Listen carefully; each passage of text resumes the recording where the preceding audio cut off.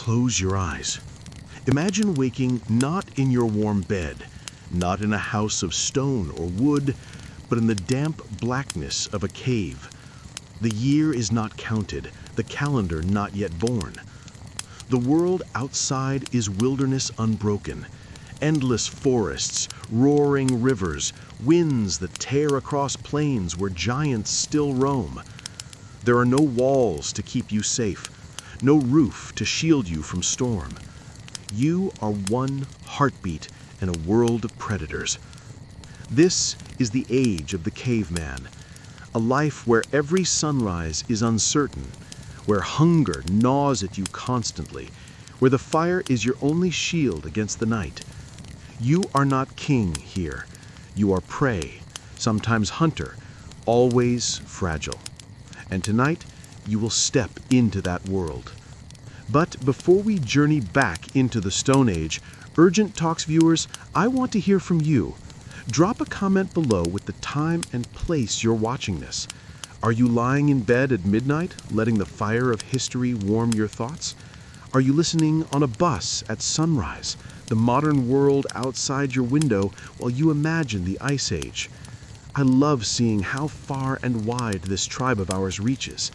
And don't forget, hit subscribe, smash that like button, and share this with a friend who thinks they'd survive a single day as a caveman. Spoiler alert, they probably wouldn't. Now, step forward into the dark. Feel the chill stone under your feet. Smell the smoke of a dying fire, and hear the distant cry of a predator. Welcome to the beginning. Awakening in the Stone Age. You wake to the sound of dripping water. A slow rhythm echoes through the cavern, falling from stalactites into unseen pools. The air is damp, heavy, and smoky. The fire in the center of the cave is almost gone, its glow reduced to dull orange embers. The warmth is fading, and with it, your safety. You lie on animal hides, rough and stiff, still smelling of the musk of the creatures they once were. Your bones ache from the cold, from the hard stone beneath.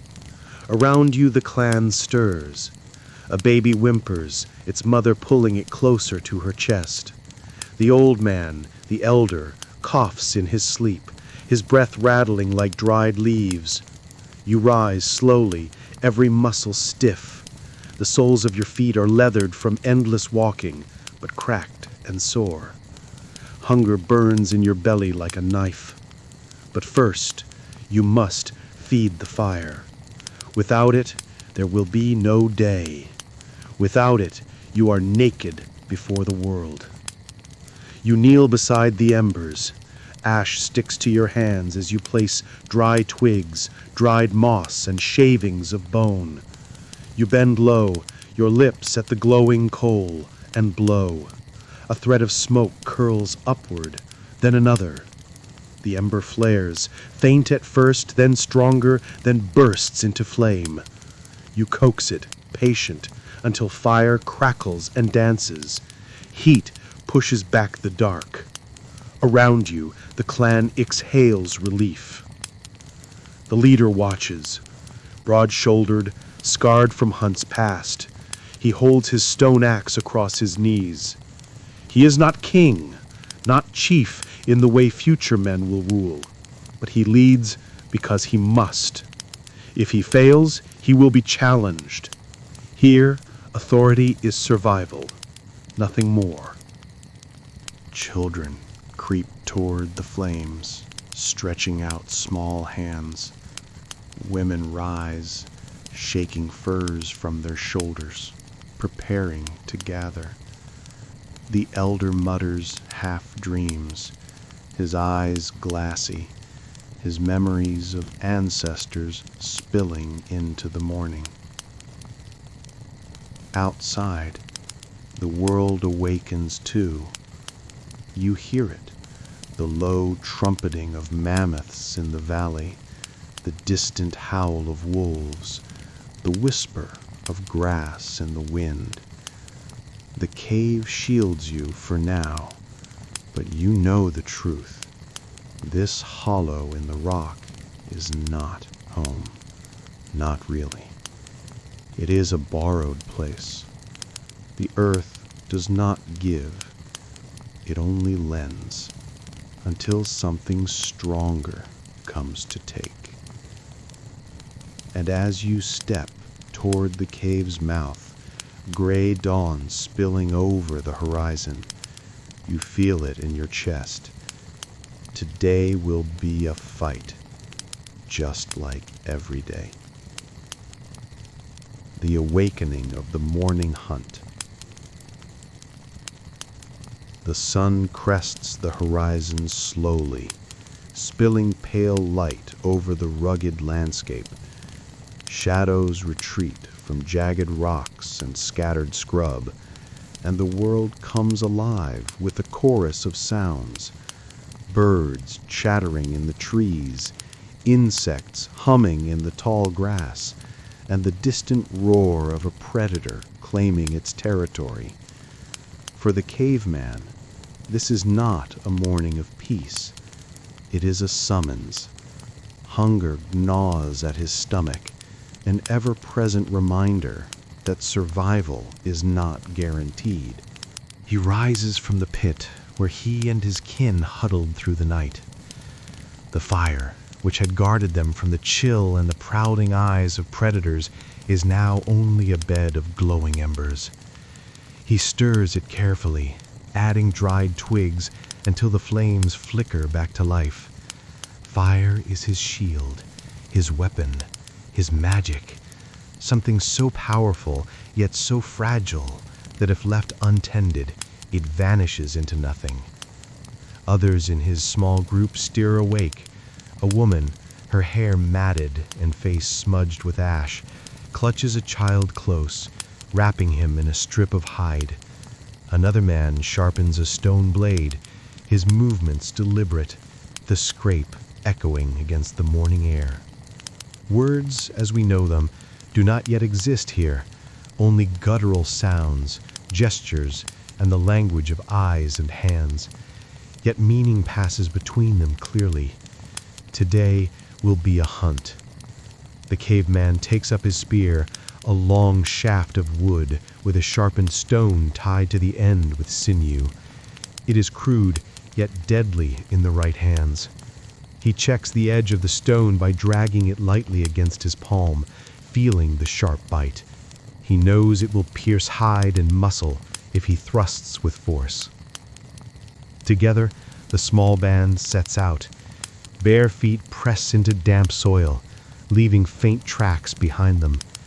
They move quietly, like shadows, for they know the land is filled with eyes that watch and ears that listen. To be careless is to invite death, either by claw, fang, or the merciless indifference of hunger. As they move through the terrain, their world reveals itself in fragments. The distant crash of a waterfall, the rustle of deer moving in the brush, the faint smell of earth freshly torn by roots. Each sense sharpens into a weapon of awareness.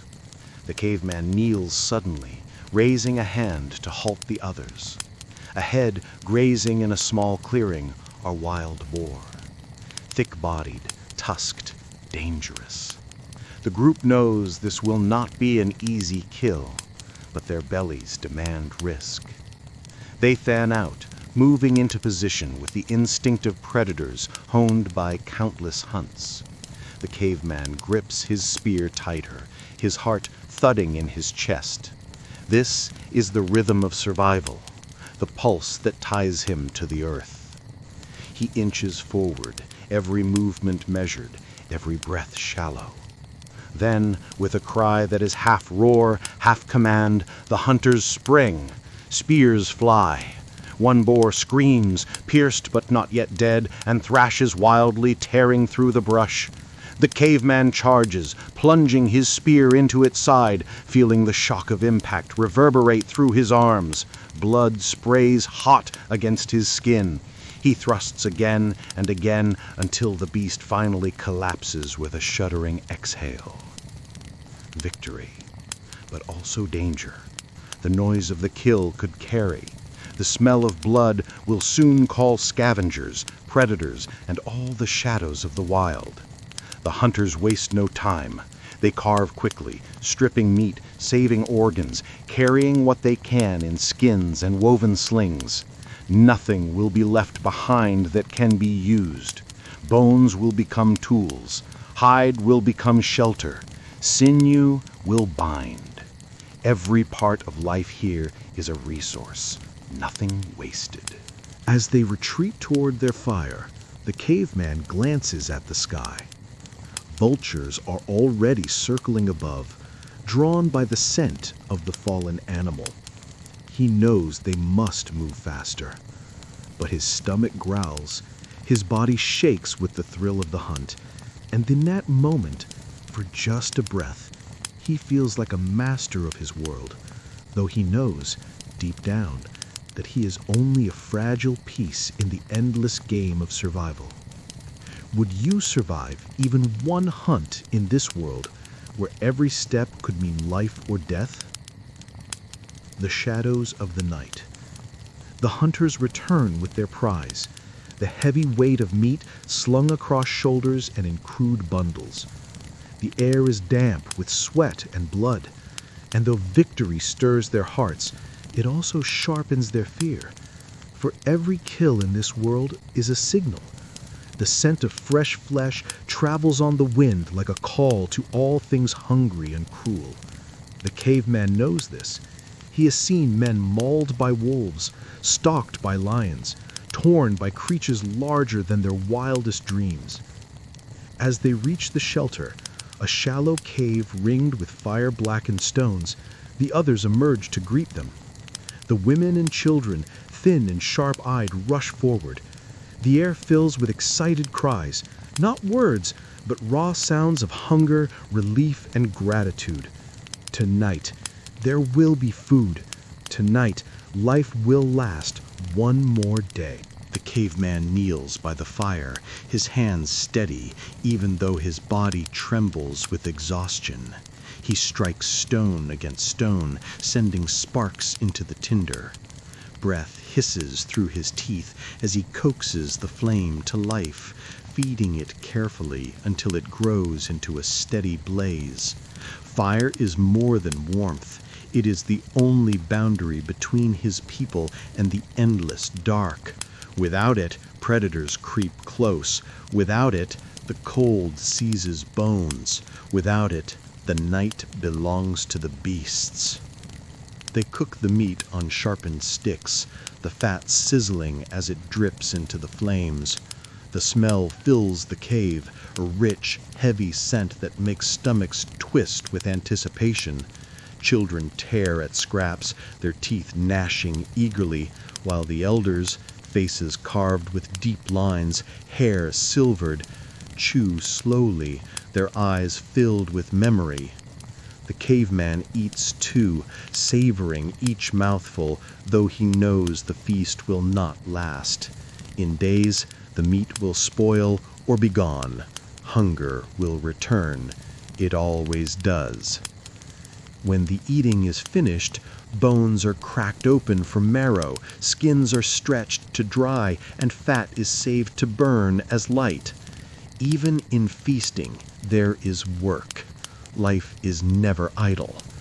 But when the sun dies, another fear rises. The world beyond the fire turns into a sea of blackness, thick and alive. Eyes glint between trees, growls roll from the shadows. The caveman sits close to the flame, gripping his spear. His gaze never rests, flicking constantly to the edge of light. His heart beats louder when the wind shifts, carrying the smell of beasts. A wolf howls in the distance. Another answers. The sound grows closer, echoing across the night, until the children whimper and press against their mothers. The caveman tenses, ready to thrust his spear into the darkness at any movement. He remembers nights when firewood ran low, when flames died, and the wolves closed in. He remembers the screams. He remembers the silence after. Tonight, the fire holds. The wolves do not dare step beyond its circle, though their glowing eyes hover in the gloom, watching, waiting, patient. The caveman does not sleep deeply. None of them do. Sleep here is a fragile thing, broken by rustling leaves, by cracks in the dark, by the knowledge that tomorrow may demand blood once more. And yet, there is something else in the night. The fire draws them not only together, but inward, toward thought. Between hunts and dangers, there are flickers of something deeper. Dreams.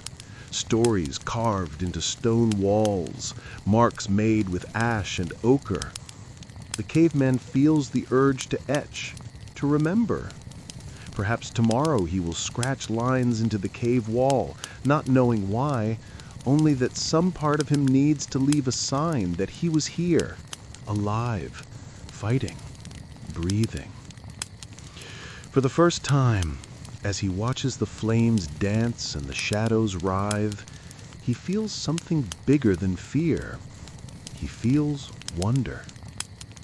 Would you survive a night like this, with nothing but fire, stone, and bone standing between you and the endless hunger of the dark?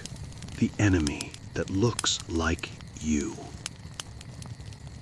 Morning breaks again, but it does not come gently. The caveman wakes to the sound of movement in the brush, not the familiar calls of birds or the distant bellow of animals, but a rhythm too deliberate. Footsteps. His hand flies to his spear, body tensing, breath shallow. He knows this sound. Not beast, not prey, man. Through the trees, shapes emerge. They are like him, bare skin, tangled hair, stone weapons gripped tightly, but they are not kin. Another band, another tribe, drawn by the smoke of his fire, the smell of cooked meat, the promise of survival. Their eyes are sharp, their faces painted with mud and ash. Hunger burns in them, just as it burns in him. The caveman rises, his chest heaving, spear in hand. Behind him, his people stir, clutching their own weapons, children pulled back into the shadows of the cave. Words do not exist for negotiation. There is no language for peace. The only communication here is posture, sound, and blood. One of the strangers steps forward, a jagged stone axe in hand. He bares his teeth, a guttural roar ripping from his throat, a challenge, a claim. The caveman answers with his own cry, loud and harsh, stamping the earth as if to say, "This is ours. We will not yield." The tension breaks like a storm. They clash, spears thrust, stones crack against bone. The air fills with roars, screams, and the sickening sound of flesh tearing. The caveman lunges, his spear biting deep into the chest of a man who collapses, thrashing in the dirt. Another rushes him, swinging a heavy club, and the caveman barely ducks in time, the force of the swing brushing his hair. He drives upward, stabbing hard, feeling the shock of wood and stone meeting ribs. It is chaos, raw and merciless. The women scream, children cry, fire sparks scatter as the fight spills dangerously close. One of his kin falls, his skull smashed open by a blow. Another stranger is dragged down by two hunters and beaten until he no longer moves. The caveman's hands are slick with blood, his arms heavy, but still he fights, because in this world, to falter for a heartbeat is to die. And then, silence.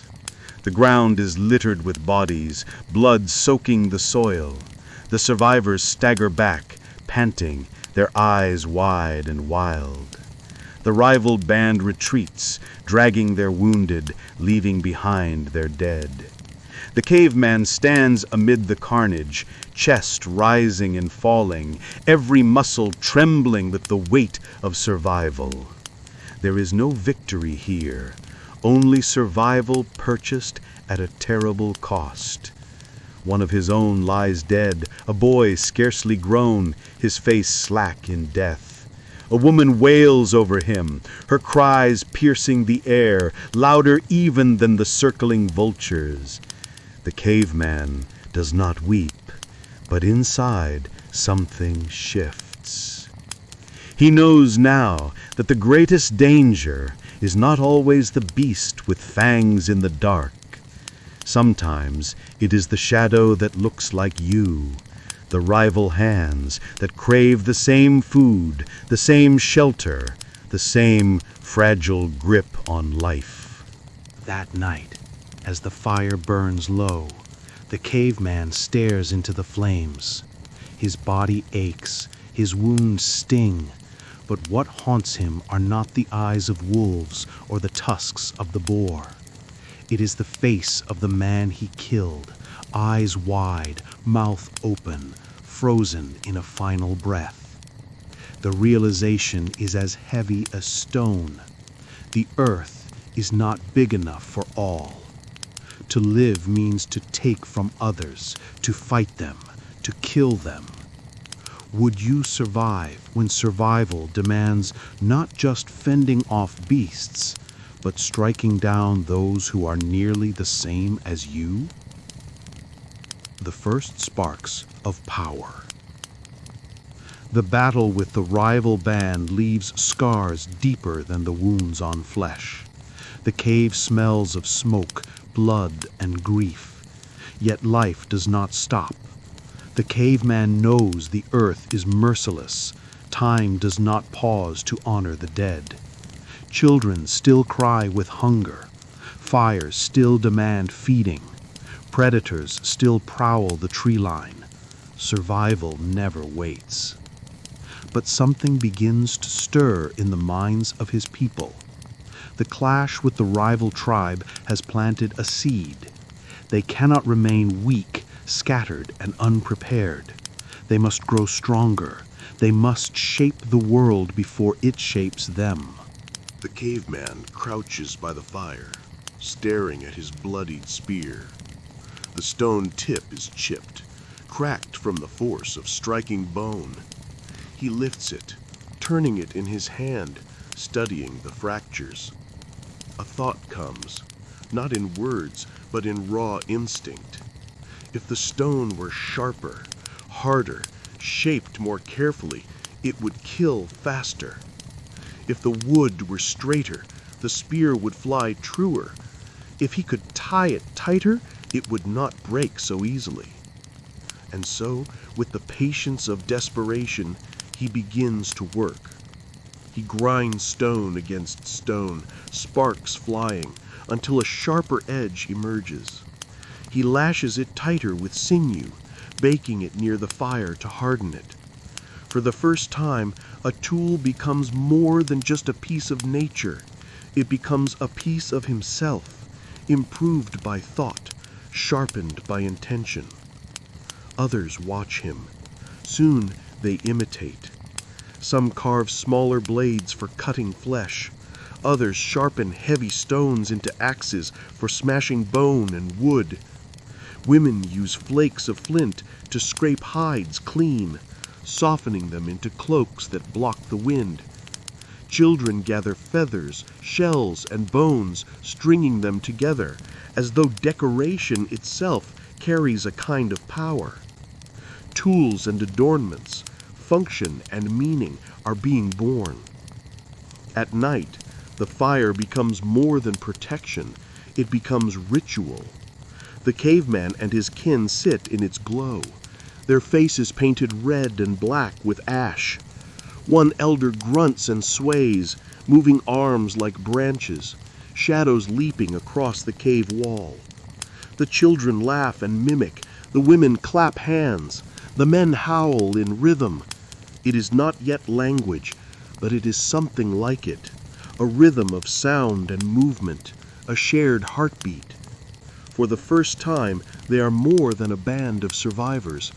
They are a community. And yet, the firelight also calls to something deeper. The caveman finds himself scratching at the walls of the cave with charcoal and ochre, leaving marks. Not pictures yet, not clear shapes, but lines, swirls, dots. He does not know why he makes them. Perhaps it is to remember the hunt. Perhaps it is to mark his strength. Or perhaps it is to speak to something unseen, the spirits of the beasts, the memory of the dead, the mystery of the stars above. The wolves still circle outside. The rival bands still roam the land. The hunger in their bellies never ends. But now, something has changed. The caveman is no longer only reacting to the world. He is beginning to shape it. Fire is not just light. Tools are not just stone. Ritual is not just noise. They are the first sparks of power, the faint flicker of a future where thought itself becomes a weapon. Nature's wrath and the test of survival. The sun rises pale over a landscape that is beautiful only in its cruelty. Forests stretch endlessly, rivers surge with icy meltwater, and mountains rise like silent giants, their peaks lost in cloud and snow. For the caveman, every day is a negotiation with this untamed world. Today, it is not rival humans that threaten him. It is nature itself. Storms roll across the plains without warning. Thunder shatters the silence, sending flocks of birds screaming into the air. Lightning strikes a lone tree, splitting it in half with a sound that makes the ground tremble beneath your feet. Rain falls in sheets, cold and unrelenting, soaking furs and chilling bones. The river, usually a source of life, swells rapidly, turning shallow banks into torrents that could sweep away the unwary. The caveman presses deeper into the cave, dragging his firewood with him, shielding children with thick hides. Water seeps through the stone above, dripping into pools where it chills everything it touches. His teeth chatter, not from fear, but from raw cold. Hunger claws at his belly, but movement is limited. Venturing outside now could be fatal. Survival demands patience, planning, and endurance beyond anything he has known. When the storm subsides, he steps into a transformed world. Trees are downed, paths erased, the scent of animals changed, displaced by the flood.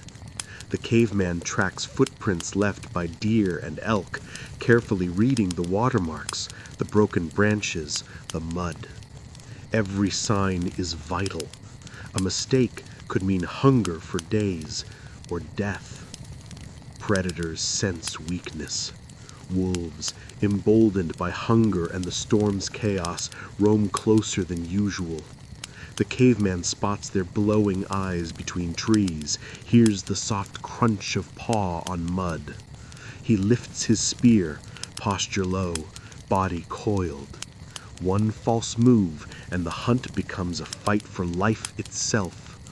A wolf lunges from the underbrush. Quick reflexes, a thrust of the spear, and it falls. Another waits, snarling, calculating. Each moment is a balance between courage and caution, instinct and intellect. Then comes famine.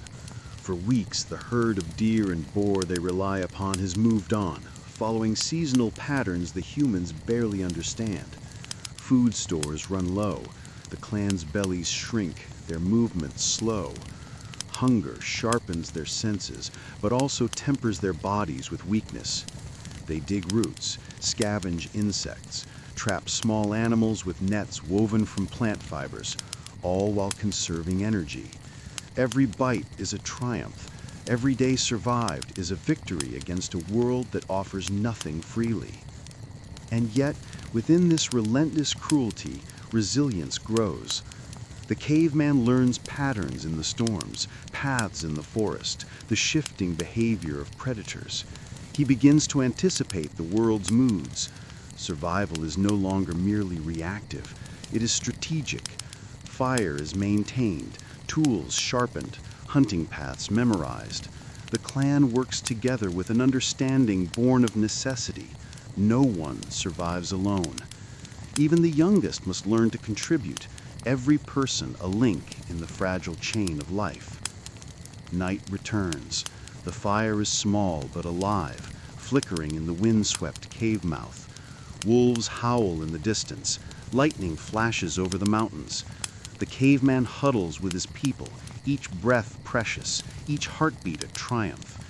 He looks at the carvings on the cave wall, dots, lines, scratches, perhaps symbols of yesterday's hunt, yesterday's losses, and perhaps the first whispers of thought beyond mere survival.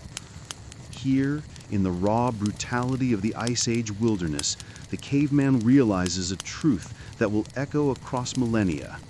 Life is fleeting, pain is certain, but thought, memory, and courage can bend even the harshest reality to your will.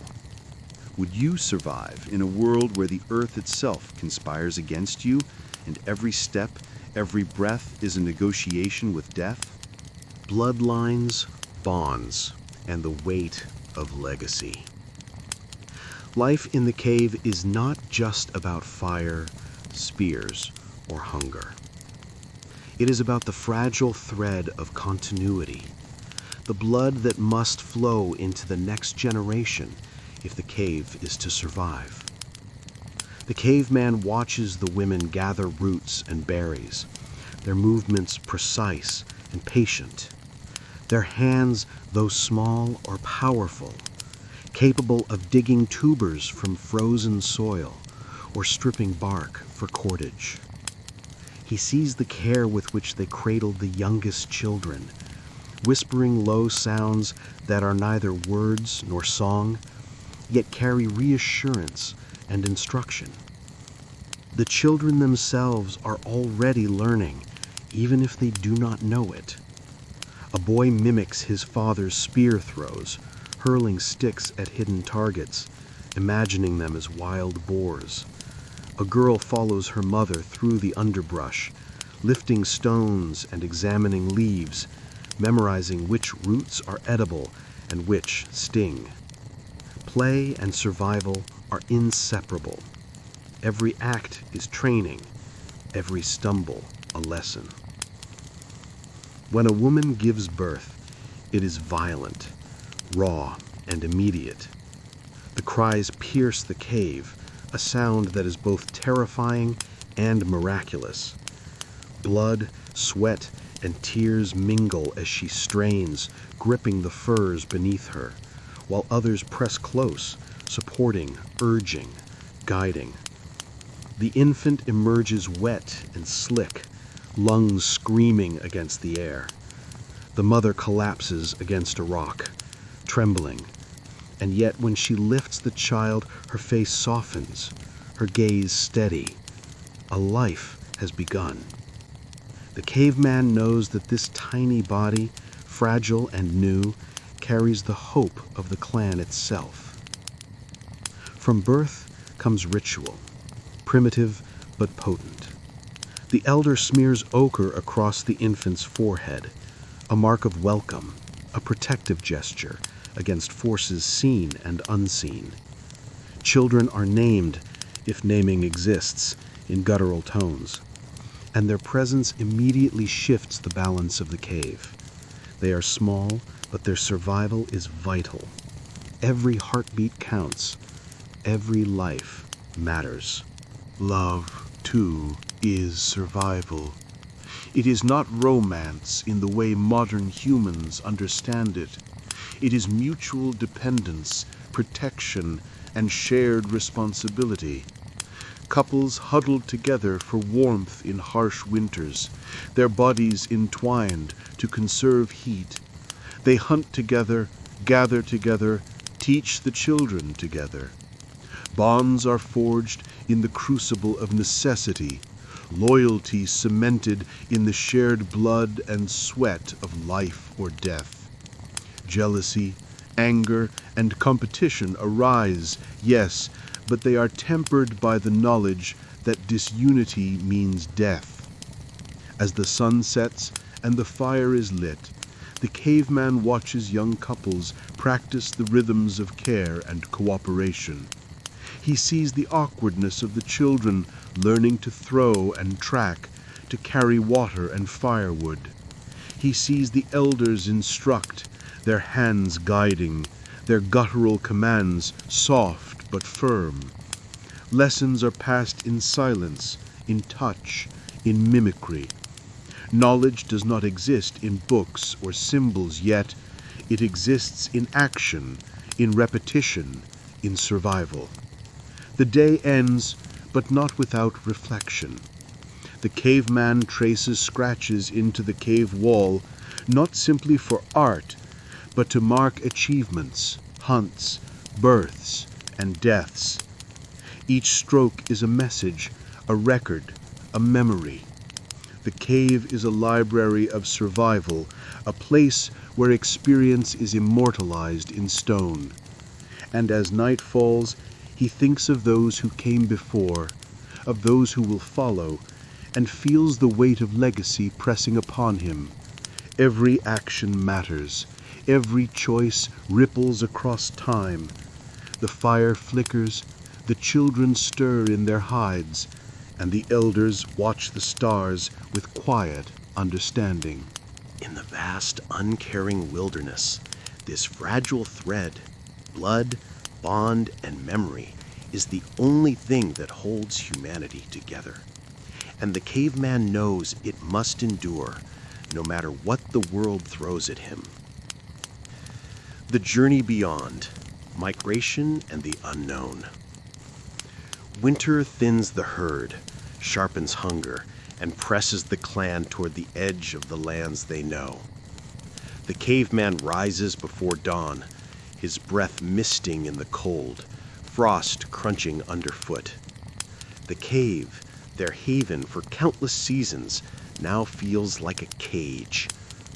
Outside, the forest is white and silent, the rivers frozen, the mountains looming like ancient sentinels daring them to move. The elders call for a gathering. They speak not in words, but in guttural tones, gestures, and pointing toward distant valleys. The hunt is failing. The herds are migrating, following patterns older than memory. To survive, the clan must follow them. To stay is to starve. Packing fire, dried meat, furs, and tools, the clan steps into the unknown. Children cling to mothers' hips. Men carry heavy loads of sharpened wood, stone axes, and marrow-rich bones. Every step is measured, every sound scrutinized.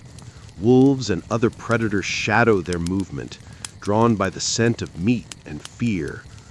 The land is alive, full of eyes, teeth, and silent observation. Days pass. Snow falls and the wind bites like knives against exposed skin. Food is scarce. The clan survives on roots, bark, and whatever small game they can trap. Even water must be sought carefully. Frozen rivers cracked open with stone, streams melted with fire. Exhaustion bends bodies, stiffens joints. But the caveman knows retreat is death. Forward is survival. Then, one day they see movement in the misted valley ahead. Not deer, not boar, but something else. Figures, stocky and covered in fur, their faces broad, eyes sharp. Neanderthals. Humans like themselves, yet different, older in structure, powerful in muscle, mysterious in expression. They watch each other silently at first, eyes locked, neither side moving. There is curiosity, suspicion, and the unmistakable knowledge that the other is as dangerous as a lion. The caveman raises his spear. His kin mirror him, muscles coiled, breath shallow. The Neanderthals grunt in response, raising sticks and crude axes. A tense silence stretches like a rope, taut and ready to snap. Here is another predator, but one that thinks, that plans, that can strike with intent. Contact is cautious. At first it is simply observation, distance maintained, nothing more than shared awareness. Over time gestures appear, pointing, mimicking, cautious offerings of food. The caveman watches, learns, and teaches his clan to do the same. Each encounter is a lesson in trust, in risk, in the art of survival beyond the familiar. One mistake, one wrong movement, could ignite bloodshed. The journey continues. Rivers must be crossed, mountains scaled, forests navigated. The caveman notices patterns, winds that carry scent, paths animals follow, where predators hide, where firewood and stones are abundant. He teaches these observations to his kin. Survival becomes more than brute strength. It becomes intelligence applied over time, memory etched into the landscape, a conversation with the world itself. Even in this harsh journey, small triumphs appear. A successful hunt feeds the clan for days. A hidden cave provides shelter from the storm. Sparks of fire leap, flickering in the cold, reminding them that even in the unknown, humans can bend elements to their will. The clan grows stronger, wiser, more cohesive.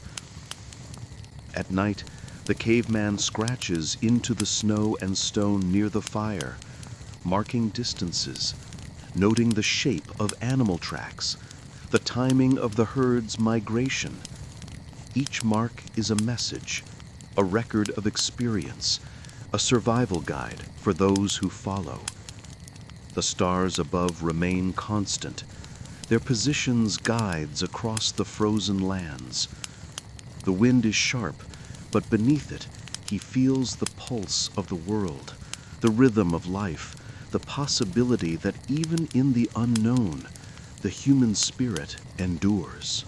Ice Age winters and the trial of seasons. The cold comes slowly at first, whispering through the trees, stiffening the rivers, frosting the earth.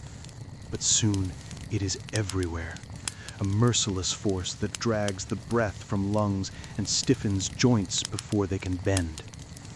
The caveman wakes to ice crystals clinging to the cave walls, and a sky pale and colorless, the sun barely warming the frozen landscape. Hunger is sharper now, sharper than any spear. The herds have retreated farther, hidden by snow, leaving bones stripped and ground frozen. Every day is a negotiation with death. The clan sets out in search of roots, nuts, and whatever small animals can be trapped in snares of cord and twig. The snow is deep, hiding dangers beneath its white mask. Wolves hunt openly, packs working with frightening coordination, their breath steaming in the cold. The caveman keeps watch constantly, spear ready, ears alert to the faintest crack of ice or rustle of snow. One misstep, one failure of attention, and the night claims another. Survival demands innovation. The caveman teaches his kin to sharpen stones not just for killing, but for scraping ice and cutting wood. He discovers that drying meat over smoke keeps it edible longer. Fur is layered carefully, bound with sinew to trap warmth. Fires are built in shallow pits, sheltered from wind by rocks, fed constantly with whatever dry wood can be found. Every act is intentional, every breath calculated. Storms rage with terrifying fury. Snow-laden winds tear across the landscape, bending trees, freezing rivers instantly, burying tracks that once guided hunters. The clan huddles together in the cave, pressing against fire, sharing body warmth. Children tremble. The elders murmur soothing tones that are neither words nor song, but still carry meaning. Outside, the ice waits patiently, relentless, indifferent. Yet the caveman begins to understand patterns. He notices which winds precede storms, which river bends are safer to cross, which rocks hide prey waiting in ambush. Knowledge becomes survival. Memory, the ability to predict, the observation of the world around them is sharper than any spear. Ice does not forgive ignorance, but it can be mitigated with intelligence and persistence. Cooperation becomes life or death. The clan divides tasks. Some gather fuel, some hunt, some guard, some prepare shelters. The youngest are trained in observation, in reading tracks, in understanding the behavior of animals. Each member becomes indispensable, each skill a thread in the fragile tapestry of survival. At night, the firelight dances on the cave walls. Marks and scratches tell stories, successful hunts, the passage of seasons, losses, births, first attempts at tools, first markings that will become art. The caveman feels both the weight of responsibility and the thrill of endurance. Against the endless ice age, against storms, predators, and famine, they endure. And yet, even in hardship, there is learning. Every hunt, every struggle with cold, every confrontation with predators teaches the clan not just to survive, but to master the rhythms of the seasons. Fire, tool-making, cooperative hunting, shelter, all are sharpened under the crucible of Ice Age winters. The first sparks of culture, story, symbol, and imagination. After countless seasons of survival, the caveman begins to realize that life is more than immediate hunger, more than the teeth and claws of predators, more than fire and spear. There is something else, something intangible that stirs beneath the skin when the night is quiet, when the fire burns low, and when the cold wind has driven all else into silence. It is the urge to remember, to communicate, to shape the invisible. The cave walls, once blank, now teem with marks. Lines, dots, and scratches, at first meaningless, evolve slowly into shapes. Circles that might be sun or moon, curves that hint at animals, thick strokes that suggest hands. The caveman scratches with charcoal and ochre, letting instinct guide him, yet every gesture carries weight. Perhaps it is to honor a kill, perhaps to remember a migration, perhaps to summon protection from the spirits of the forest and the ice. Whatever the reason, it is the birth of imagination itself. Storytelling follows. By the fire, the elders gesture and grunt, their voices low, rich with inflection. They mimic the hunt, the charge of a mammoth, the leap of a wolf, the fall of a child who stumbled in the snow. The young watch, eyes wide, absorbing each sound, each movement, each pause. The firelight casts shadows that dance across the walls, shadows that become part of the narrative, as if the cave itself participates. Language is crude, limited to gestures, guttural tones, cries, and laughs, but it carries meaning. Patterns form, signs repeated, And slowly, the caveman learns to communicate abstract ideas: danger, bounty, alliance, mourning, a warning about a predator, an instruction on how to sharpen a spear, a tale of a hunt that failed. Each story is a seed carried forward, shaping the knowledge and memory of the clan. Ritual emerges. Certain days, marked by cycles of the moon or the migration of animals, are set aside. The clan dances in rhythm, stamping feet, clapping hands, their voices rising in unified crescendos. Faces are painted with ochre. Tools and bones are placed carefully around the fire. Children are included, mimicking the motions of the adults, absorbing cultural memory without knowing the word culture. These rituals bind the clan, strengthen cohesion, teach reverence for life, death, and the natural world. Through art and story, the caveman begins to confront a terrifying realization. The world is larger than their immediate need to survive. Mountains, rivers, and forests exist beyond what can be hunted or gathered. Predators, weather, and other humans are only part of the vastness. Imagination allows the clan to plan, to remember, to foresee. It allows humans to project beyond the present, to preserve knowledge beyond the moment, and to survive not just physically, but mentally. At night, as the fire dims and children sleep wrapped in furs, the caveman touches the wall, tracing the outline of a mammoth he has painted, feeling the rough stone beneath his fingers. He knows this mark is more than art. It is memory. It is proof. It is survival in another form, a way of bending time to his will, of leaving evidence that he and those like him existed, struggled, learned, and endured. Would you survive not only in the physical sense, but in the mental and spiritual sense, as imagination, memory, and ritual begin to define what it means to be human? Alliances, trade, and the birth of community. Winter thaws, and spring emerges slowly, melting the frozen rivers and revealing a landscape scarred by snow and ice. The caveman and his clan have survived another season, yet survival alone is no longer enough. The land is vast, and even the strongest hunters cannot claim it all. Food is scattered, water sources limited, and the threat of rival clans, humans who think, plan, and kill as efficiently as they do, remains ever present. It is time to adapt.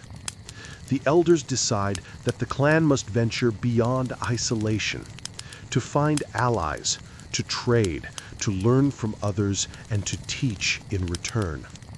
They pack firewood, dried meat, furs, and carefully crafted tools. The journey is tense.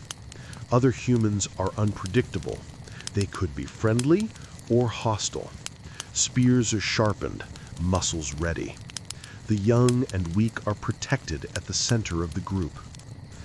The first encounter is cautious. From the edge of a valley, another band watches them silently, holding stone-tipped spears and heavy clubs. But the air is not charged with immediate violence. Hands are raised, not in attack, but in gesture. Objects are offered: dried meat, sharp stones, carefully prepared hides. The other clan responds with gifts of their own.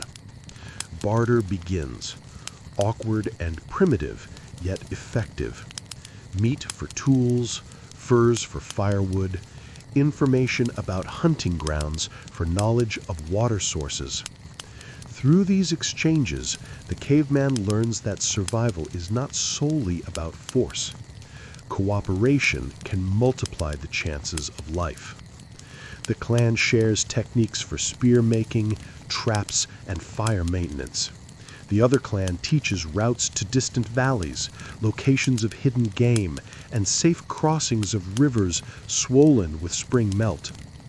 Knowledge becomes a currency, as valuable as food or weaponry. Communication grows more sophisticated. Gestures are repeated, patterns remembered. Certain symbols, scratches on stones or marks in the dirt, become agreed-upon messages. Danger, safe passage, bounty, or request.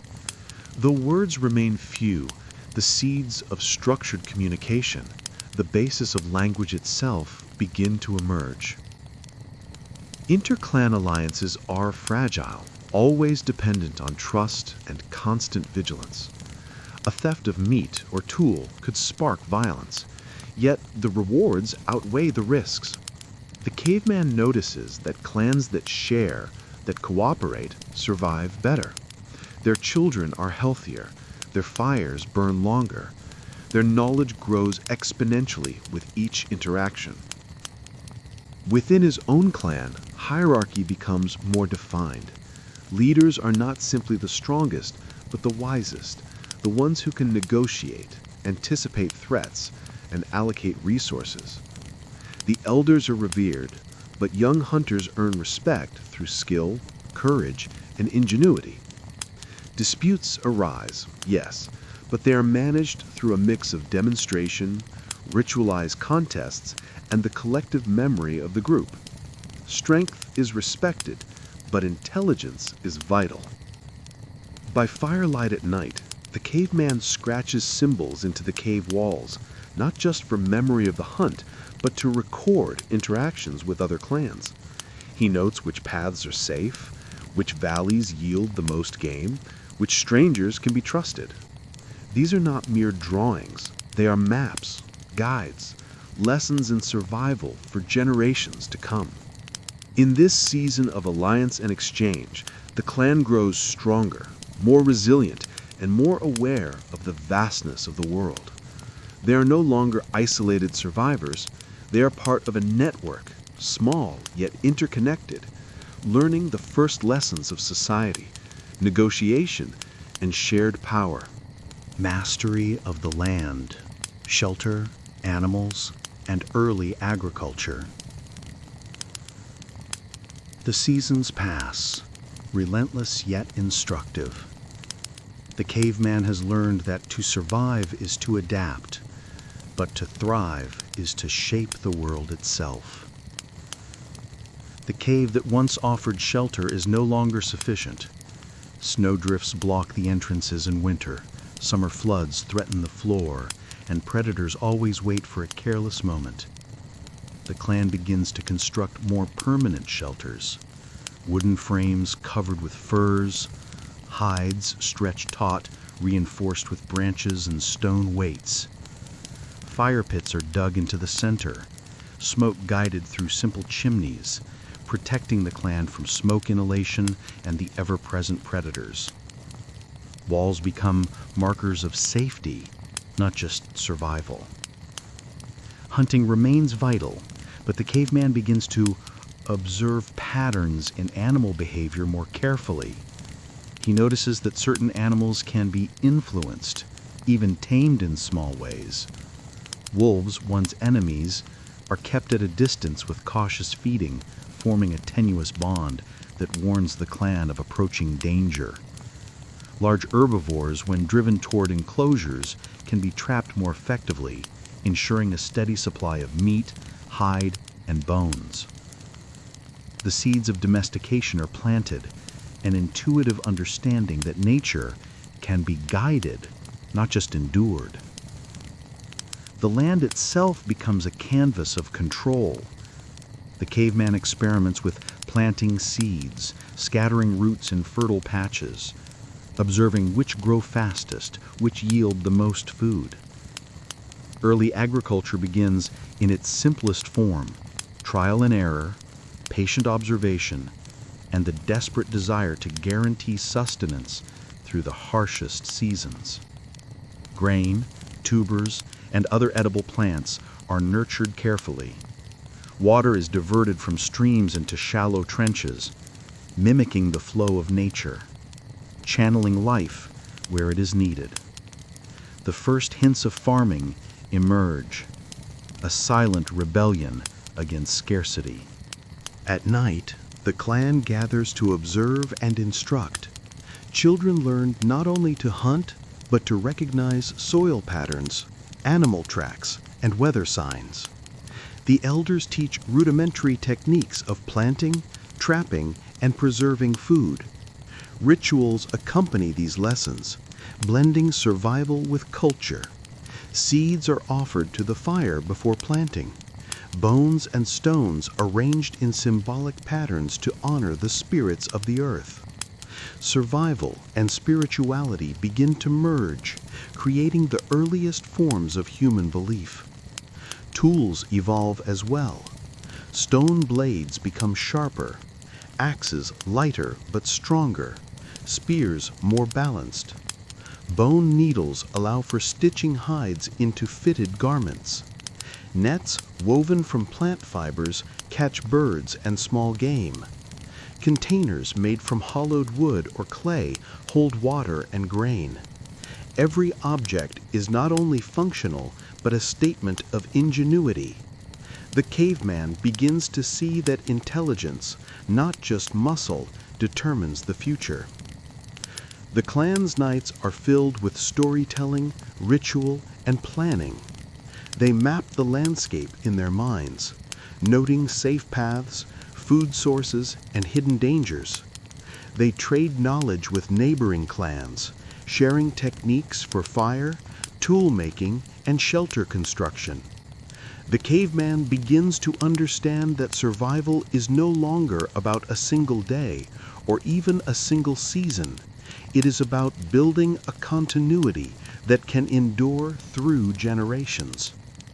Even as storms rage, predators circle, and hunger tests them, the caveman and his clan now wield the first true instruments of mastery: fire, tools, observation, domesticated creatures, and cultivated land. They are no longer purely reactive beings. They are architects of their environment, shaping the world to meet their needs and protect their kin. Trade, symbolism, and the first proto-religions. With survival more secure, the caveman and his clan begin to look beyond the immediate. Fire, tools, and shelters are no longer mere instruments. They are symbols of mastery. The walls of caves now teem with intricate markings, animals they have hunted, celestial patterns of the sun and stars, handprints pressed in red ochre. Each mark carries meaning, a record of achievement, a warning, a story, a prayer. Symbolism emerges, bridging the tangible world of survival with the invisible world of thought and spirit. Trade expands beyond mere necessity. Neighboring clans, once feared as rivals, now exchange not only food and tools, but knowledge, ideas, and symbols. A stone blade might pass for dried meat, a hide for seeds. Over time, certain objects acquire meaning beyond function: necklaces of shells, painted stones, carved bones. These items signal status, skill, or affiliation. Even the young learn survival is strengthened by alliances, and alliances are strengthened by communication, generosity, and respect. Ritual becomes more complex. The caveman and his kin observe the cycles of the moon and the patterns of migration. Certain nights are set aside to honor these cycles. Fires burn brighter, dances grow more elaborate, and chants rise with rhythmic consistency. Elders gesture to the painted walls, telling tales of hunts, of great beasts, of the spirits that move unseen through the forest and river. Children participate, absorbing the lessons as both story and moral code. The world is powerful, mysterious, and must be respected.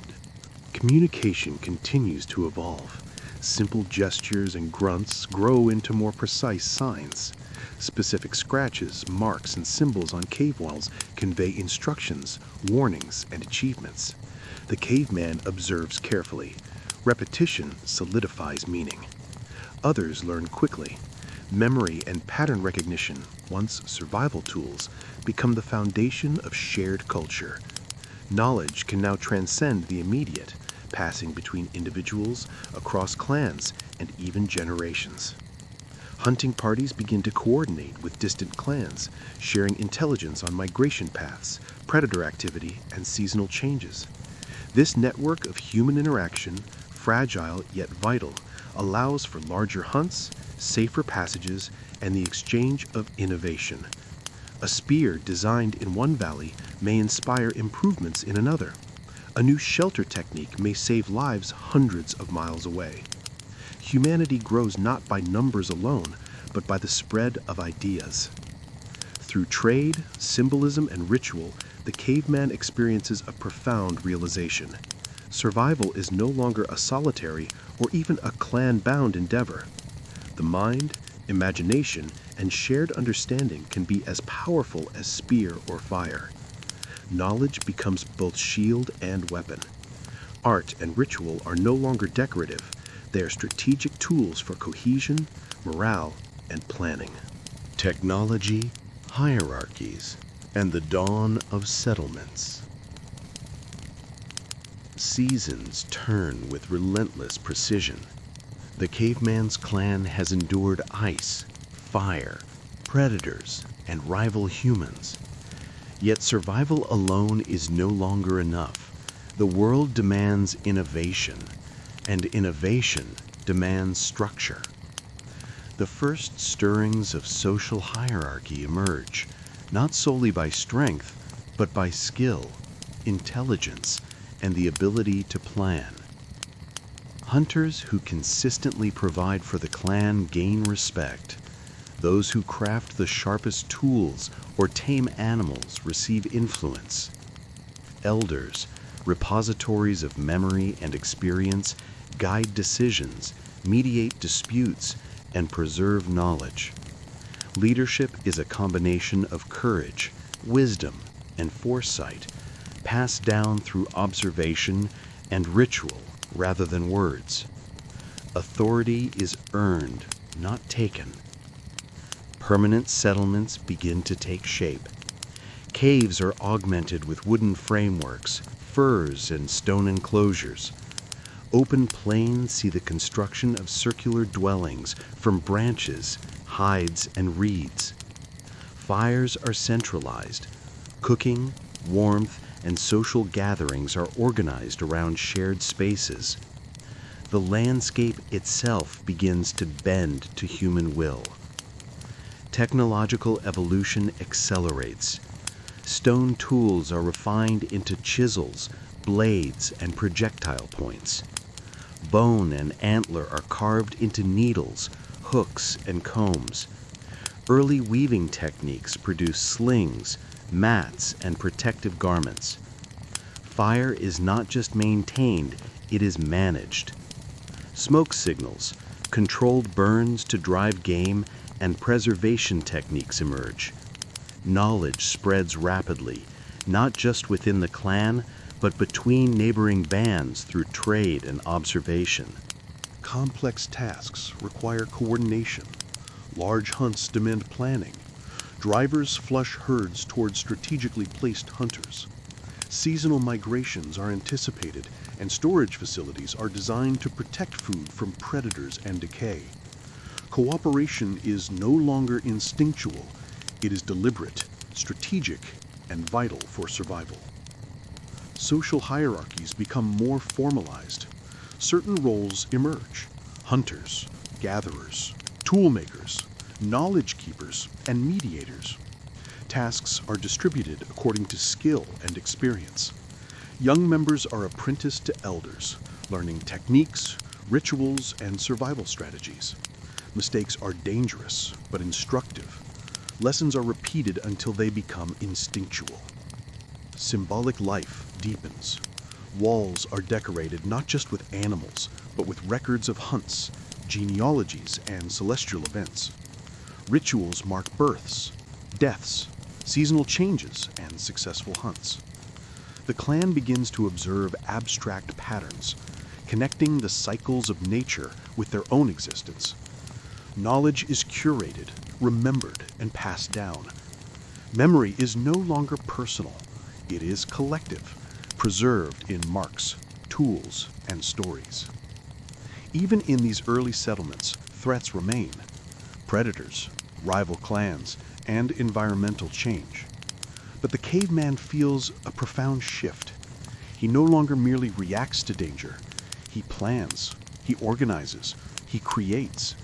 Fire, tools, shelter, and knowledge transform the clan from wandering survivors into architects of their world. Villages, agriculture, and the rise of early societies. Time moves relentlessly, and the caveman's clan begins to settle in fertile valleys. The harsh cycles of migration give way to permanent dwellings, circular huts woven from reeds, wood, and hides, with central fire pits that provide warmth, cooking, and a focus for community life.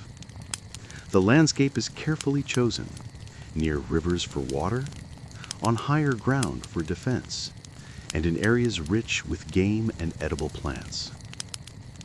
Agriculture becomes central. Seeds once scattered randomly are now planted in rows, observed carefully and nurtured. Tubers, grains, and legumes provide a steady food supply. The caveman and his kin experiment with irrigation, diverting small streams into shallow trenches to keep crops hydrated. Each success increases the clan's security. Each failure is recorded in memory and ritual, a lesson for the next planting season. Animals are tamed and domesticated.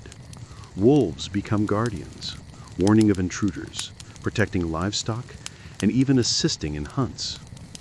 Herding begins, controlling the movements of goats, sheep, and other herbivores. Milk, meat, and hides from these animals supplement the clan's diet and tools. The relationship with animals becomes mutual: protection for sustenance, guidance for labor. Complex social structures emerge. Leaders are recognized not only for strength, but for wisdom, foresight, and the ability to manage resources. Councils form, composed of elders, hunters, toolmakers, and spiritual guides. Disputes are mediated, punishments enacted, and collective decisions made. Hierarchy is reinforced by ritual, symbolic acts at the fire, public demonstrations of skill, and ceremonial gatherings. Respect is earned, and obedience ensures the survival of the community. Trade and alliances expand. Neighboring villages exchange surplus crops, crafted tools, and symbolic objects. Knowledge spreads: which seeds grow best, which predators are active, how to manage water, and how to construct more durable shelters. Communication, though rudimentary, becomes more sophisticated. Symbols, tokens, and gestures accompany spoken words, creating shared understanding across distances. Religion and ritual intertwine with survival. Sacred spaces are established near springs, trees, or stones. Ceremonies mark planting and harvest, births and deaths, victories and losses. Art continues to flourish. Cave walls, pottery, and carved objects record not only events, but beliefs, myths, and aspirations. The clan begins to see themselves as part of a larger cosmos, governed by forces beyond the immediate, yet intimately connected to the land, animals, and the stars. The caveman observes all this, aware of the profound transformation. The clan that once survived by muscle and instinct now thrives through knowledge, cooperation, and imagination.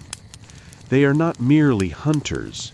They are architects, farmers, traders, and storytellers. Every decision shapes not just the present, but the future of generations to come.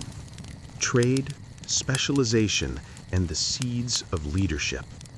With villages established and agriculture providing stability, the caveman's world transforms from mere survival to the beginnings of organized society. The clan no longer hunts and gathers solely for immediate need. Surpluses are stored, traded, and used to build influence.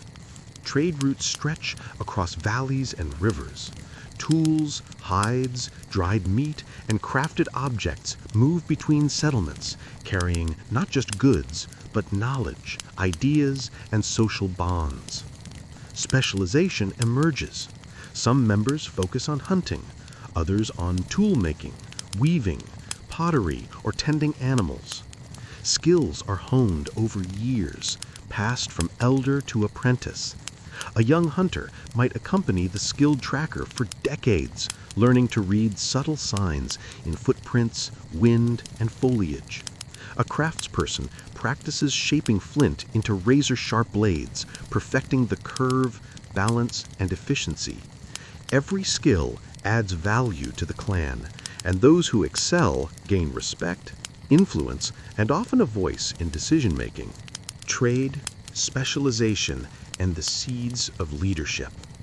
With villages established and agriculture providing stability, the caveman's world transforms from mere survival to the beginnings of organized society. The clan no longer hunts and gathers solely for immediate need. Surpluses are stored, traded, and used to build influence. Trade routes stretch across valleys and rivers. Tools, hides, dried meat, and crafted objects move between settlements, carrying not just goods, but knowledge, ideas, and social bonds. Specialization emerges. Some members focus on hunting, others on tool making, weaving, pottery, or tending animals. Skills are honed over years, passed from elder to apprentice. A young hunter might accompany the skilled tracker for decades, learning to read subtle signs in footprints, wind, and foliage. A craftsperson practices shaping flint into razor-sharp blades, perfecting the curve, balance, and efficiency. Every skill adds value to the clan, and those who excel gain respect, influence, and often a voice in decision-making. Trade, specialization, and the seeds of leadership. With villages established and agriculture providing stability, the caveman's world transforms from mere survival to the beginnings of organized society. The clan no longer hunts and gathers solely for immediate need. Surpluses are stored, traded, and used to build influence. Trade routes stretch across valleys and rivers. Tools, hides, dried meat, and crafted objects move between settlements, carrying not just goods, but knowledge, ideas, and social bonds. Specialization emerges. Some members focus on hunting, others on tool making, weaving, pottery, or tending animals. Skills are honed over years, passed from elder to apprentice. A young hunter might accompany the skilled tracker for decades, learning to read subtle signs in footprints, wind, and foliage. A craftsperson practices shaping flint into razor-sharp blades, perfecting the curve, balance, and efficiency. Every skill adds value to the clan, and those who excel gain respect, influence, and often a voice in decision-making. Conflict still exists. Rival clans compete for fertile land, water, and hunting grounds. But diplomacy, alliances, and trade reduce the necessity of constant warfare. Negotiation becomes a tool as vital as the spear. A successful barter can prevent bloodshed. A gesture of goodwill can secure food or tools for the season. Survival now depends as much on intelligence and foresight as on muscle and instinct. The caveman observes the subtle power of knowledge. Written in marks, stored in memory, or expressed in ritual, knowledge becomes portable and lasting. It allows the clan to anticipate environmental changes, optimize resources, and maintain social cohesion. Each generation improves upon the last, creating cumulative advantages. By night, the fire illuminates walls etched with symbols of hunts, births, and alliances. Children watch, absorbing lessons, learning the importance of skill, foresight, and cooperation. Memory, ritual, and observation weave together into the earliest forms of cultural inheritance. The clan is no longer merely surviving. It is building a society, preparing the groundwork for what will become civilization. The seasons pass, and the caveman's clan has grown in knowledge, skill, and ambition. Survival alone no longer defines existence. Mastery and innovation shape the path forward. Tools evolve from crude flint and bone into finely crafted instruments designed for specific tasks. Axes split wood efficiently. Spear points pierce more effectively. Needles allow hides to be sewn into tailored clothing. Even fire becomes a controlled instrument, used to harden wood, prepare food, and manage the landscape. With specialization comes memory and record keeping. Symbols scratched into stone, charcoal drawings on cave walls, and carved marks on bones serve as reminders of hunts, resource locations, and seasonal patterns. These proto-writing systems, rudimentary yet powerful, allow knowledge to survive beyond the immediate generation. Leaders consult these records to make decisions. Hunters follow trails marked with symbols indicating water sources or dangerous terrain. Settlements grow more organized. Circular huts are clustered around central fire pits and communal storage areas. Paths between dwellings are marked, not just for convenience, but for defense and efficient resource allocation. Safe enclosures protect food, tools, and domesticated animals. Villages transform into proto-towns, spaces of collaboration, planning, and social complexity. Trade and long-distance communication expand. Runners carry messages, symbols, or goods between distant settlements. Knowledge of distant herds, weather patterns, or fertile lands flows along these networks. Clans that communicate effectively thrive. Isolation becomes a liability. The caveman learns that survival is now as much about information as it is about strength. Conflict is tempered by strategy and diplomacy. While violence still erupts, it is often preceded by negotiation or ritualized demonstrations of strength.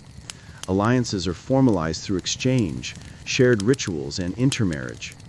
Leaders rise not only through courage, but through wisdom, foresight, and the ability to manage relationships both within and beyond the clan. Ritual and belief deepen. Sacred spaces are created aligned with celestial events or natural landmarks. Ceremonies mark planting, harvest, births, and deaths, reinforcing social cohesion. Art becomes more intricate. Geometric patterns, symbolic representations of animals, and abstract designs record experiences, beliefs, and social structures. These symbols carry meaning across time, forming the foundation of culture, law, and identity. The caveman reflects on the transformation, from wandering hunter to village builder, from reactive survival to strategic planning, from simple speech to symbolic proto-writing, humanity is evolving. Knowledge, memory, and imagination now guide decisions as surely as spear or fire.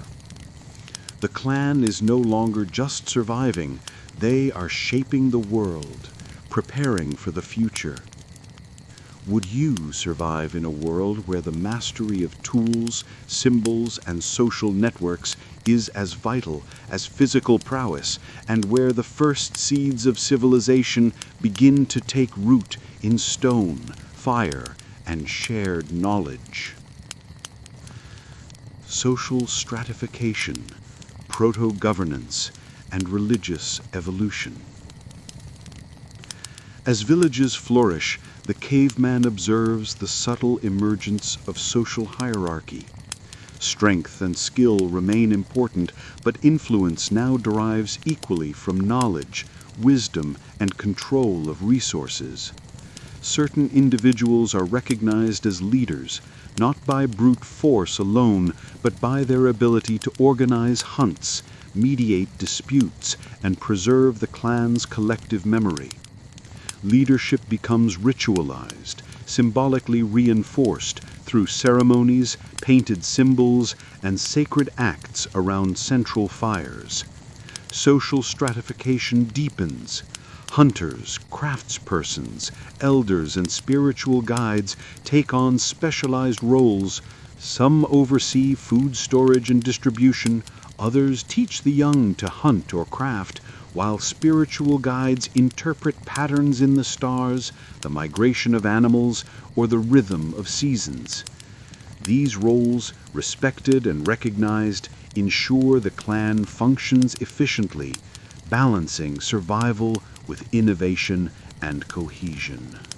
Religious and symbolic life evolves. The caveman and his people no longer see the natural world as chaotic and separate. They recognize forces beyond comprehension that must be honored. Sacred stones, trees, and springs are designated as places of worship.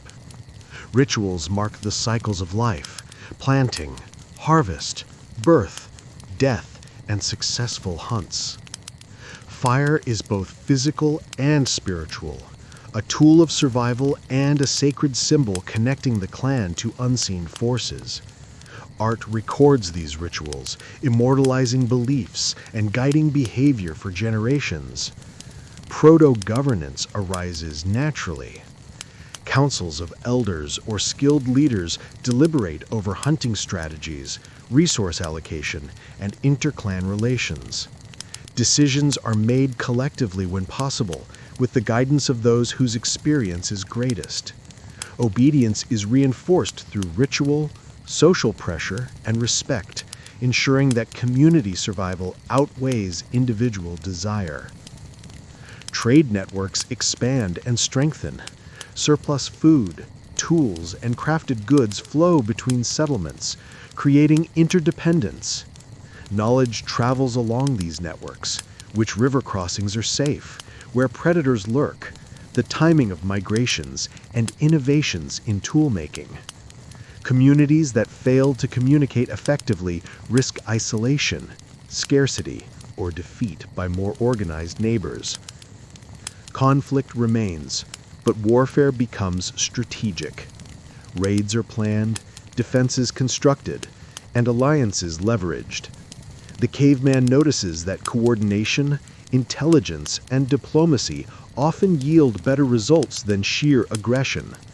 Leadership now requires foresight, negotiation skills, and the ability to unify the clan for both defense and expansion.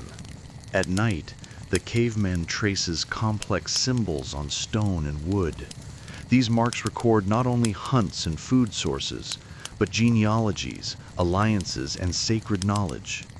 Each mark is a lesson, a warning, and a guide, ensuring the survival and cohesion of the clan. Memory and culture become inseparable. Knowledge is no longer merely functional, it is the foundation of identity. The caveman realizes a profound truth. Survival is no longer about reacting to the world. It is about shaping it through knowledge, collaboration, ritual, and foresight. The clan is not merely a collection of individuals, it is an organized society, laying the groundwork for civilization itself. Proto-cities, alliances, and early governance. The caveman's world has expanded far beyond caves and isolated villages. Valleys and plains now host clusters of settlements, each linked through trade, shared rituals, and mutual defense. The first proto-cities emerge. collections of dwellings organized around central plazas, communal fires, and storage areas. Paths and rudimentary roads connect them, guiding travelers, hunters, and traders between communities. The landscape is no longer wild and uncontrolled. It is increasingly shaped by human intention. Long-distance alliances are critical. Neighboring settlements coordinate hunting expeditions, manage seasonal migrations, and exchange surplus food, tools, and knowledge. Runners carry messages encoded with symbols or tokens, allowing clans to share intelligence across miles. The caveman realizes that communication and trust can be as powerful as spears, enabling survival on a scale previously unimaginable. The caveman reflects on the transformation, from wandering hunter to village organizer, from survivalist to architect of social order, from storyteller to recorder of collective memory. The clan is no longer simply enduring the world, they are shaping it, guided by knowledge, cooperation, ritual, and foresight. Civilization is emerging in the frozen valleys, fertile plains, and clustered settlements of the human imagination. Would you survive in a world where strategy, alliances, social structure, and innovation determine survival? And where the first seeds of cities and governance are sown in stone, fire, and shared knowledge? Trade empires, diplomacy, and proto-councils. With proto-cities established and villages interconnected, the caveman's world evolves into a network of interdependent communities. Trade grows in scale and sophistication. Surplus grain, furs, crafted tools, and symbolic objects flow along established routes, connecting distant settlements. These exchanges are not merely economic. They are vessels of knowledge, cultural practice, and diplomacy. Clans that trade effectively secure food, materials, and strategic alliances, while isolated groups face scarcity and vulnerability. Diplomacy becomes a crucial skill. Leaders negotiate treaties, resolve disputes, and formalize alliances. Marriage, gift-giving, and symbolic gestures solidify bonds between clans. Runners carry messages encoded with tokens or marks, ensuring agreements are honored across distances. A single miscommunication or broken promise can spark conflict, teaching that survival now depends as much on tact and foresight as on strength and weaponry. Proto-councils emerge in response to increasing complexity. Elders, spiritual guides, skilled hunters, and craftsmen gather to deliberate over issues affecting multiple settlements. The timing of migrations, resource allocation, hunting strategies, and defense. Decisions are guided by consensus, ritual, and respect for experience.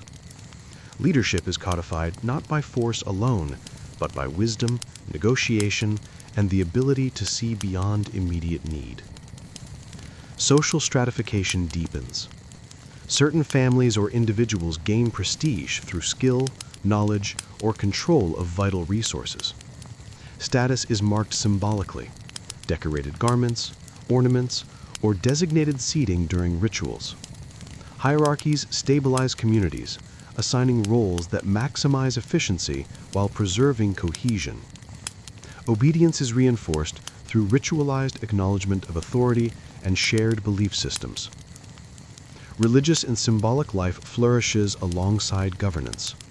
Sacred sites, aligned with celestial events or natural landmarks, serve as gathering places for ceremonies. Rituals mark planting, harvest, births, deaths, and seasonal changes. Leaders often serve dual roles, combining spiritual authority with administrative oversight. Art and symbols convey laws, taboos, and genealogies, embedding social order in tangible forms that endure beyond any individual's memory. Technology continues to advance. Flint, bone, and wood tools become increasingly specialized and durable. Early pottery stores food and water, while woven mats, ropes, and slings facilitate labor and hunting. Proto-irrigation systems and controlled burns improve agricultural yields, demonstrating an emerging mastery over nature. Knowledge of the environment, combined with innovation, strengthens settlements and networks alike. The caveman observes that survival is no longer purely physical. It is social, strategic, and symbolic. Communities that trade, plan, and govern effectively prosper. Those that fail are vulnerable to famine, conflict, or environmental catastrophe. Civilization, once an abstract possibility, is now tangible. Networks of settlements, structured leadership, codified rituals, and shared knowledge mark humanity's first steps toward organized society. Advanced agriculture, proto-cities, and ritualized authority. The caveman's world has transformed once again. Surplus from early agriculture allows settlements to expand, accommodating larger populations. Fields are organized with precision. Rows of grains, tubers, and legumes are rotated to preserve soil fertility, and simple irrigation channels divert water to crops. Early experimentation with domesticated animals, goats, sheep, and cattle, ensures a stable source of meat, milk, and hides, further securing the clan's survival. Proto-cities emerge. Clusters of huts form around central plazas, storage areas, and communal fire pits. Paths are cleared between dwellings, and defensive structures, wooden palisades or earthen walls, protect inhabitants from both predators and rival clans. Settlements are no longer isolated. They are part of a network, linked by trade, ritual, and mutual defense. The landscape bears the imprint of human organization. Leadership is formalized. Chiefs or councils oversee resource allocation, coordinate defense, and enforce social norms. Authority is ritualized. Leaders preside over festivals, guide ceremonies marking seasonal change, and publicly distribute surplus food. Respect is reinforced through symbolic acts, painted symbols, carved totems, and ceremonial seating, embedding governance into cultural life. Law and custom are codified through ritual and memory. Disputes over land, food, or personal conduct are resolved in public forums, guided by elders and spiritual leaders. Penalties for transgression are symbolic and practical, reinforcing cohesion and ensuring that survival outweighs individual desire. Rules are remembered not only verbally, but also through marks, art, and repeated ceremonies, providing continuity across generations. Ritualized festivals strengthen community identity. Seasonal celebrations mark planting, harvest, and celestial events. Fire, dance, music, and symbolic offerings unite the clan, reinforce social hierarchy, and honor both ancestors and unseen forces. Art flourishes. Decorated pottery, carved stones, and wall paintings record achievements, genealogies, and spiritual beliefs, creating a tangible cultural memory. Trade and diplomacy continue to expand. Surplus food, crafted tools, and symbolic items flow between proto-cities, reinforcing alliances. Leaders negotiate resource-sharing agreements, marriage alliances, and coordinated defense. Communication becomes increasingly sophisticated. Runners, tokens, and symbols convey information across vast distances, allowing settlements to anticipate threats and opportunities. Technology progresses alongside society. Stone tools are refined for precision tasks, woodworking becomes more advanced, and pottery allows storage and transport of liquids and grains. Early weaving and rope making facilitate labor, construction, and hunting. Knowledge becomes cumulative, transmitted deliberately from generation to generation.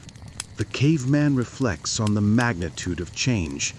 From wandering hunter to village organizer, from survivalist to proto-city planner, he realizes that the human mind is now as powerful as spear or fire.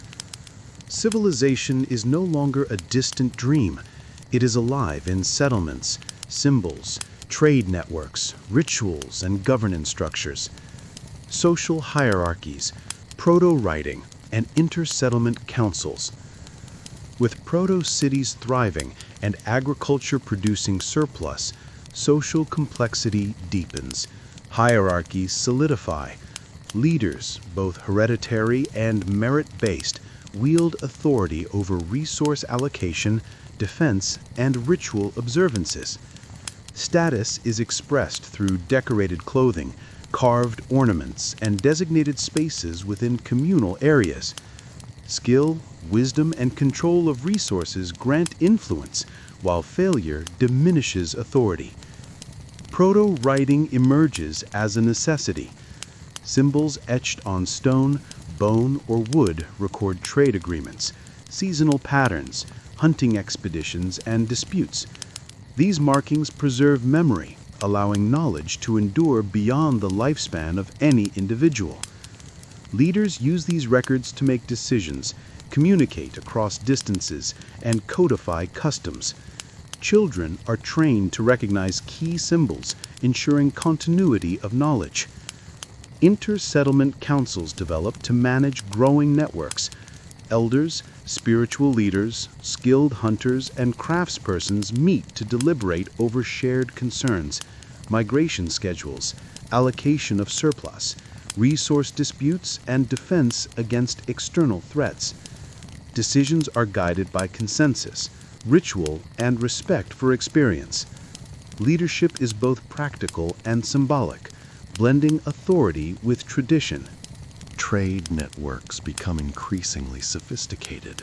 Surplus goods, grain, hides, tools, and crafted items flow across vast distances. Exchange is accompanied by knowledge, new techniques for cultivation, tool making, and shelter construction. Clans that communicate and cooperate effectively thrive. Isolation is dangerous. Diplomacy, negotiation, and strategic alliances become vital skills, as survival depends not only on strength, but on relationships and foresight. Ritual and religious practice intertwine with governance. Sacred sites, rocks, springs, or trees anchor ceremonies that reinforce social cohesion, honor ancestors, and mark seasonal changes. Leaders oversee these rituals, combining spiritual authority with administrative power.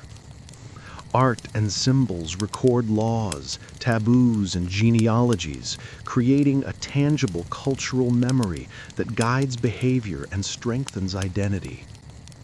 Conflict remains inevitable, but strategy now dominates brute force. Coordinated defense, intelligence gathering, and negotiation reduce unnecessary violence. Leaders plan campaigns carefully, instructing warriors in the use of terrain, timing, and coordination. Knowledge of allies, trade routes, and rival settlements becomes a weapon as vital as any spear. The caveman observes that survival is now as much about intellect, social cohesion, and cultural memory as it is about hunting or fire. Communities that manage hierarchy, trade, and ritual successfully thrive. Those that fail fall prey to scarcity, isolation, or conquest. Civilization, once a distant concept, is now tangible. A network of settlements, codified knowledge, trade, and governance, shaping the destiny of humanity. Central authority, codified laws, and religious institutions. The cavemen's settlements have grown into bustling proto-cities, where population, trade, and cultural complexity demand centralized authority. Leaders emerge not only through strength or wisdom, but through the ability to organize labor, defend territory, and maintain social cohesion. Authority becomes formalized. Councils of elders and skilled leaders guide decision-making, enforce norms, and oversee the distribution of resources. Codified laws begin to take shape. Disputes over land, water, or trade are resolved through standardized rules, remembered orally, and reinforced through symbolic acts. Punishments are ritualized, balancing deterrence with social cohesion. Laws are taught to the young through stories, ceremonies, and demonstrations, ensuring continuity across generations. Social order is preserved not by fear alone, but by respect for the established system and shared belief in its fairness. Religious institutions grow alongside governance. Sacred spaces, stone altars, groves, and communal plazas anchor rituals that honor celestial cycles, natural forces, and ancestors. Spiritual leaders guide ceremonies, interpret omens, and advise councils, blending divine authority with administrative power.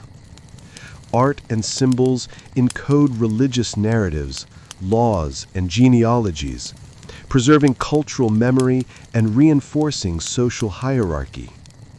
Trade networks expand exponentially. Surplus crops, crafted tools, pottery, and symbolic objects flow between proto-cities connecting distant regions. Knowledge travels alongside goods. New agricultural techniques, improved tools, and innovations in construction. Communication becomes more sophisticated, using runners, symbols, and tokens to relay messages across vast distances. Clans that fail to maintain alliances or adapt to trade networks risk isolation, scarcity, or conquest. Conflict remains a constant reality, but strategy and organization dominate.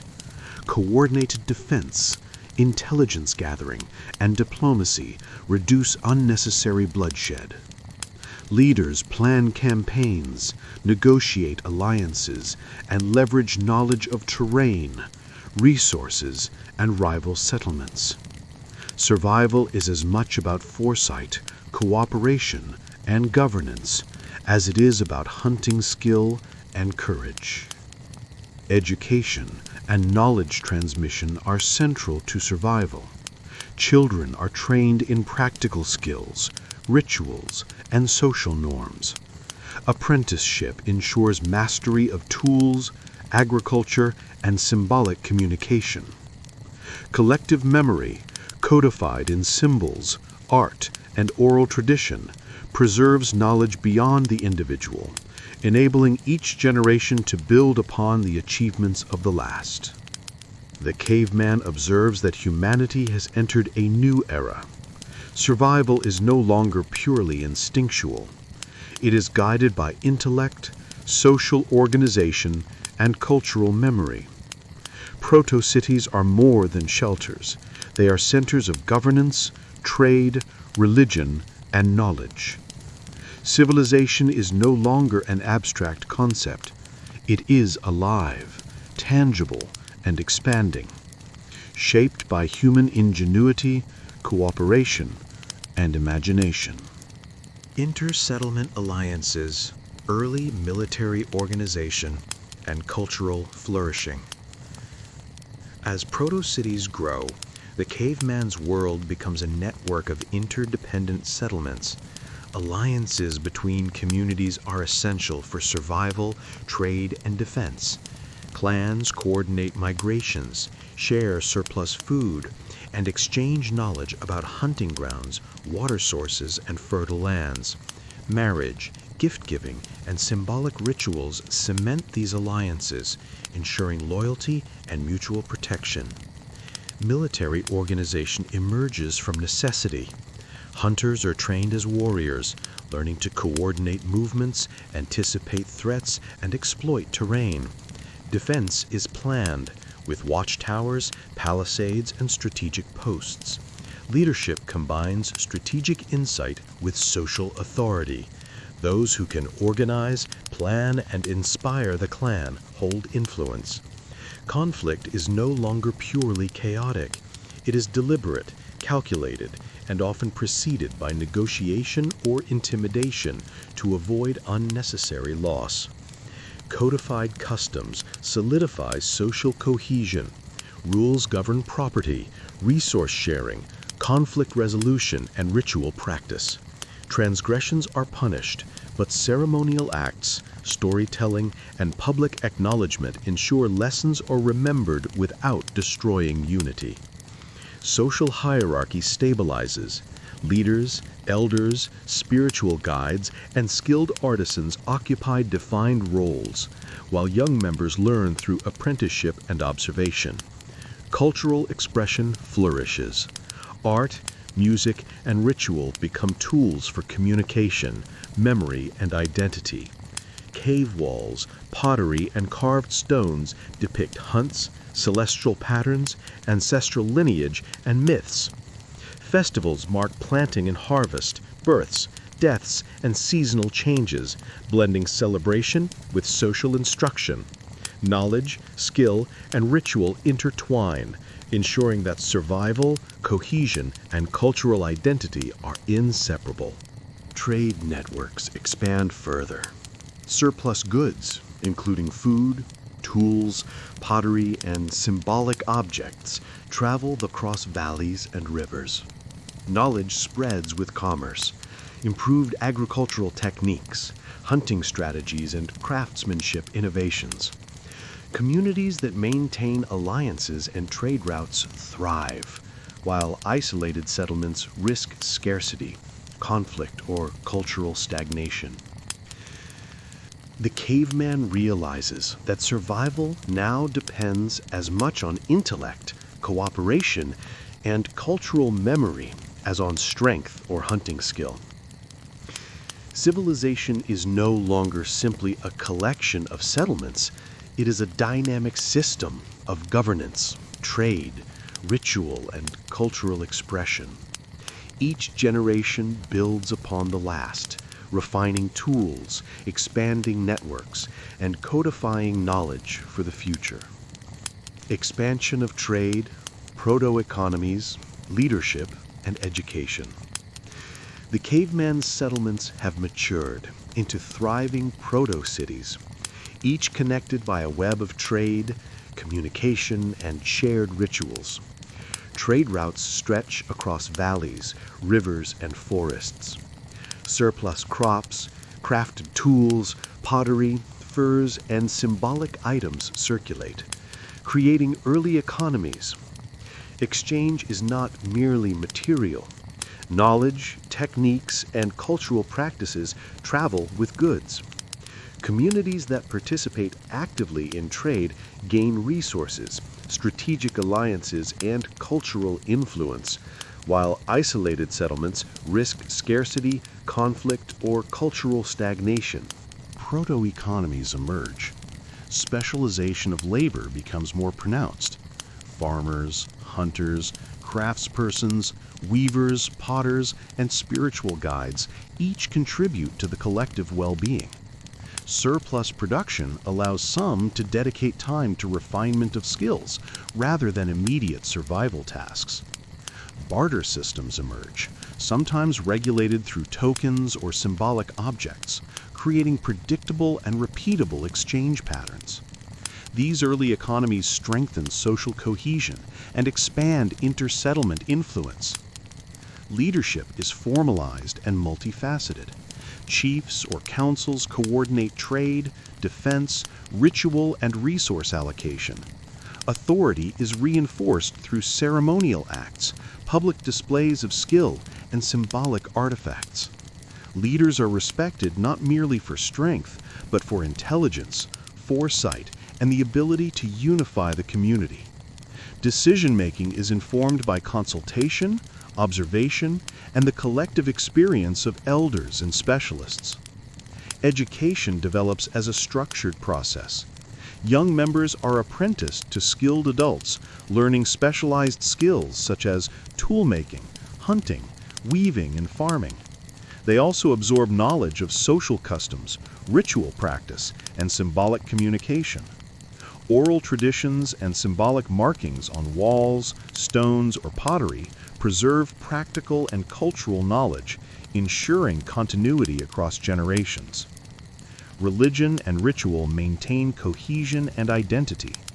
Sacred spaces, aligned with celestial or natural markers, serve as centers for seasonal festivals, rites of passage, and communal gatherings.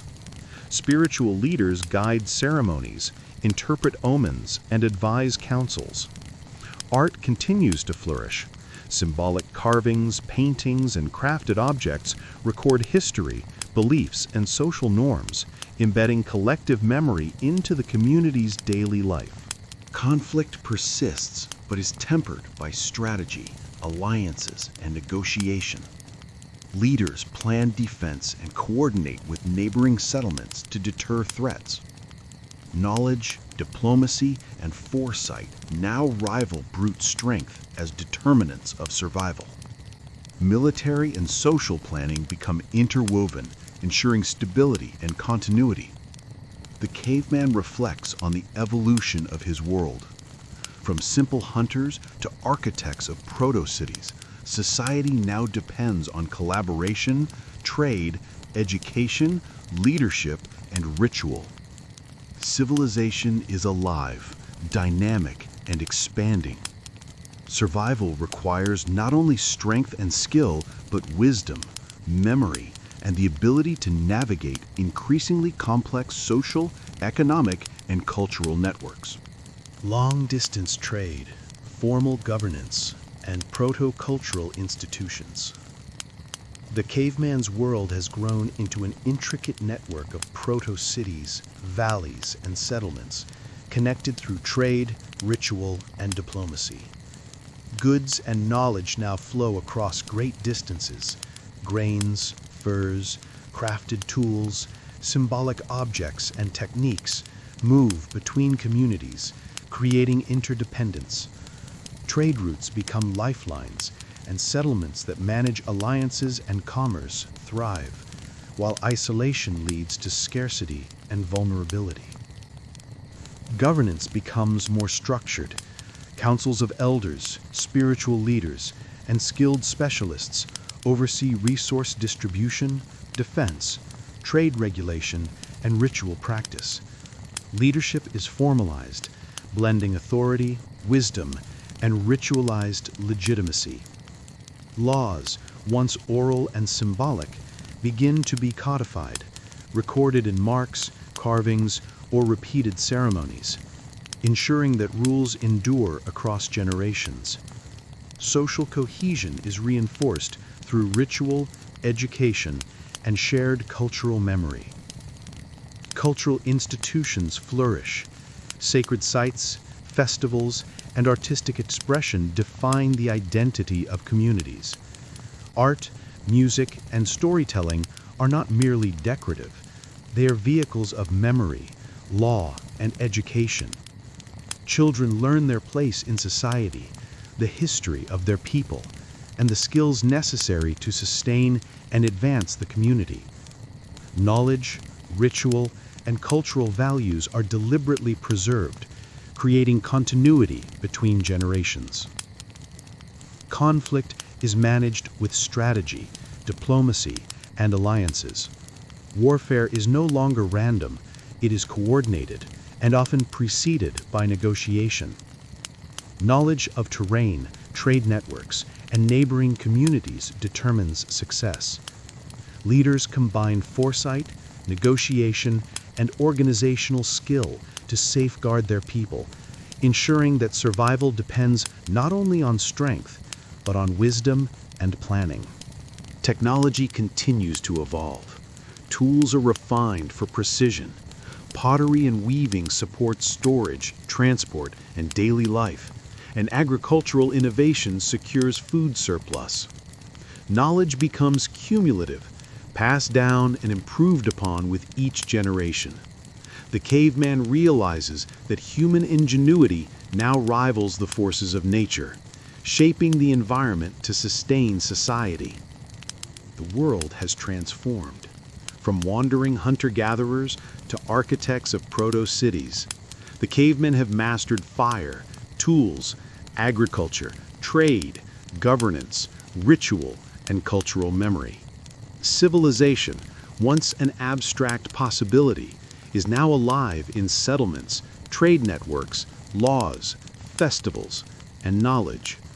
The survival of the clan depends as much on intelligence, collaboration, and culture as on strength or instinct.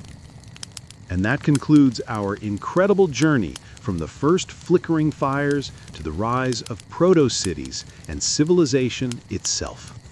If you enjoyed stepping back in time and witnessing the story of humanity's earliest pioneers, make sure to hit that like button and subscribe for more immersive history exploration.